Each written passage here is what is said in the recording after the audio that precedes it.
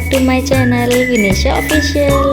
అందరూ ఎలా ఉన్నారు? నేనైతే సూపర్ డూపర్ హ్యాపీగా ఉన్నాను. ఈరోజు నేను మినీ వ్లాగ్తో అయితే మీ ముందుకు వచ్చేసాను. చాలా రోజులకి మళ్ళీ లాంగ్ వీడియోతోనే అయితే వచ్చాను.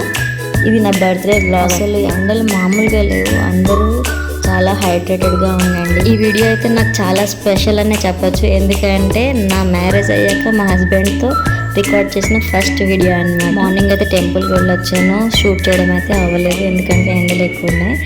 తొందరగా వెళ్ళొచ్చాము. ఇంకా కొంతసేపు ఇంట్లో రెస్ట్ తీసుకున్నాం.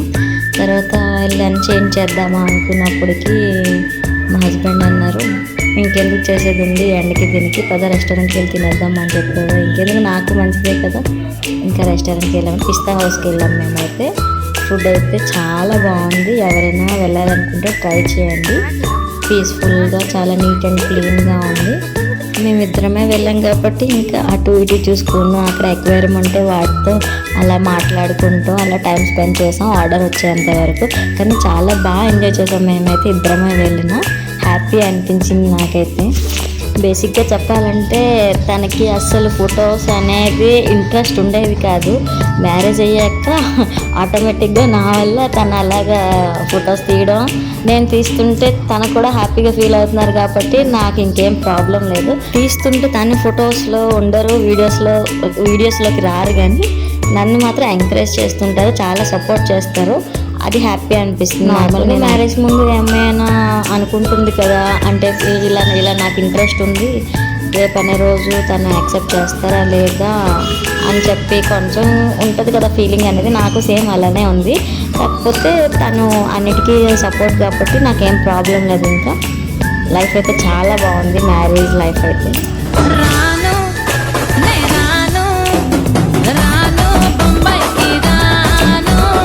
ఎందుకో నాకే తెలియదు, అప్పుడప్పుడు నేను కిడ్ అయిపోతాను అనమాట.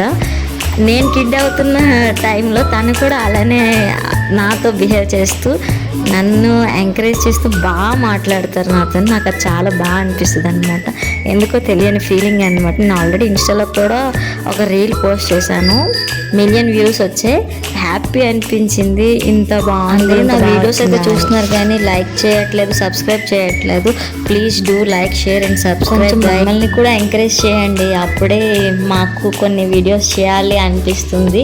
ఎంకరేజ్మెంట్ తగ్గిపోతుంటే ఎక్కడో బాధ అనమాట. ఇంత కష్టపడి వీడియోస్ చేస్తుంటాం, మనకి దానికి తగ్గట్టు సపోర్ట్ అనేది రావట్లేదు అని చిన్న గిల్టీ ఫీలింగ్ ఉంటుంది అంతే. Thank you for watching. Do subscribe and press the bell icon.